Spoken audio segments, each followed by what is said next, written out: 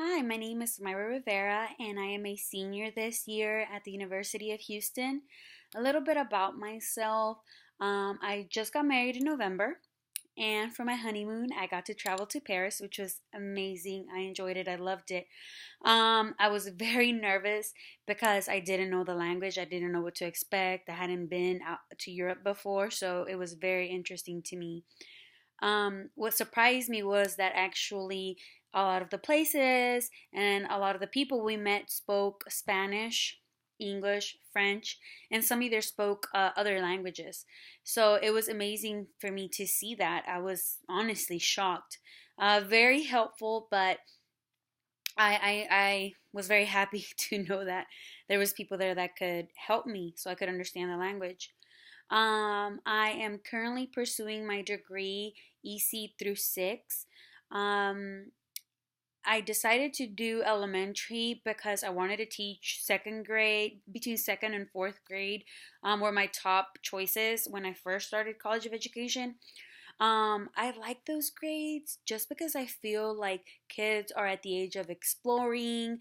They just want to explore the world around them. They have so much curiosity.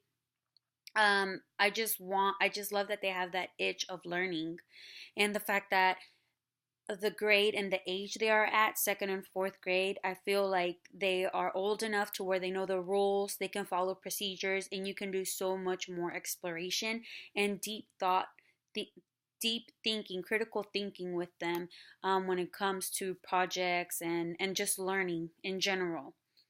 So that is the reason why I decided to do elementary. Um, so, like I said, I went to Paris. My husband and I really love to travel. So, we like to take one big international trip a year and at least one within the States, just so we can get to know the world around us. You know, we have these opportunities of traveling all over the place. So, we want to take that opportunity. So far, we have traveled to, like I said, Paris. We've been to the Dominican, Mexico several times.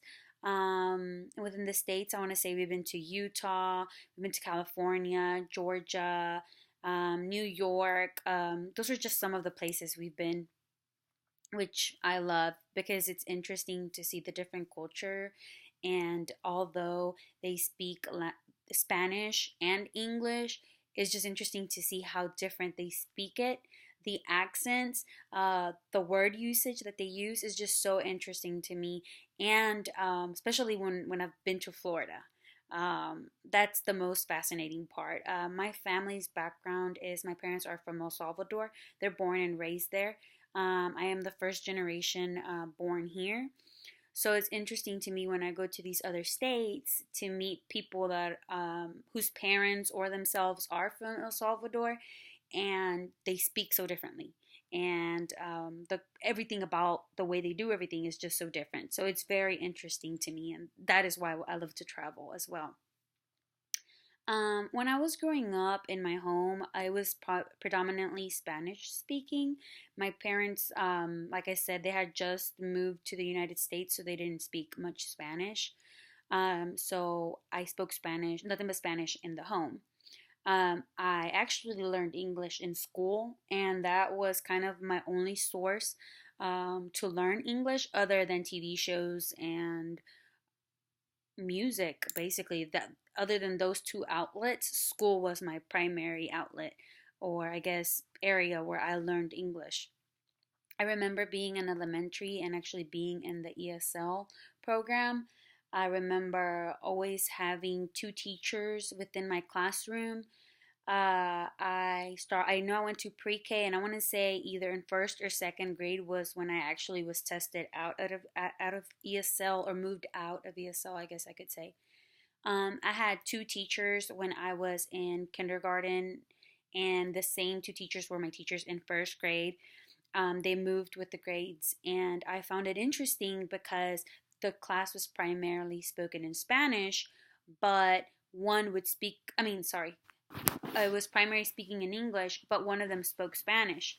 So all of those students that were struggling, that were still not getting the material or not understanding the language or were having difficulty doing the activities, she would step in and translate things into Spanish to help them understand what was going on within the classroom. So that was kind of something that I found very interesting that I experienced it when I was a kid, but I really didn't understand it. And now as an adult, I see how much of a support they were for all those kids that didn't know the language or couldn't pick it up as fast as I could. So it was very interesting to see that. When I was around 10, I actually got to travel to El Salvador with my father, and it was the first time I was ever actually submerged into Spanish. And I mean that in the way that everybody around me knew Spanish and only spoke in Spanish. And once you're 10 years old, you're in school all the time. Everybody speaks to you in English, your friends, you listen to music in English, TV is in English. So I began to pick up so much English that I actually started kind of forgetting my Spanish a little bit. I don't want to say forget completely, it's just more of the proper words became very difficult for me to understand or know what they meant. So when I went to El Salvador and they're speaking, I found myself having difficulty understanding what they were saying. Not everything, but when they were speaking professionally, that's when I noticed struggling. Um, I think that going forward, um, for my students that I get in my classroom to try to teach them some linguistic skills. I mean, I don't have much experience in doing it myself just because I haven't observed many bilingual teachers since I'm mainly certified. Um, so since my certification is not bilingual, I haven't actually had the opportunity to observe many teachers, but I'm very excited and very interesting in actually learning the program because the elementary school that I am currently observing is adapting the dual language program into the school, and all the students around that area are actually going to go into one school and they're all going to be learning the dual language program through there. So far, what I've noticed is that what teachers are doing is they're submerging the kids in English. They walked in the first day, they introduce themselves, they say their name, they say what the class is going to look like, what it's going to be like throughout the year, and then they begin speaking English the entire time. So kids just hear that repetition every day of they hear the repetition of those same words that the teachers use every day. And not only are they hearing those words, they're hearing their friends listen to those words and they're practicing those words themselves because they also have to try to speak in English to the teacher. I feel like some of the ways I could help my students is by not only teaching English, but at playtime, allowing them to play with students that speak the English language. Having technology, having them use technology tools that can help them develop those skills, playing videos, um, playing maybe music or audiobooks that can help them reinforce that English language, creating visual representations. And I mean this in if I'm doing any activities, if I'm showing them the colors, show them the color and also have the word at the bottom, say the word, have them pronounce the word in English. To teach them a different language or vice versa, Spanish or English. Something that I see that works great in the class in the dual language program so far is that teachers pair the students. For any activity, or even if they're going to the library or if they're going to recess, they pair them together to where it's a Spanish speaking student and an English speaking student, and they pair them together to be partners throughout the day.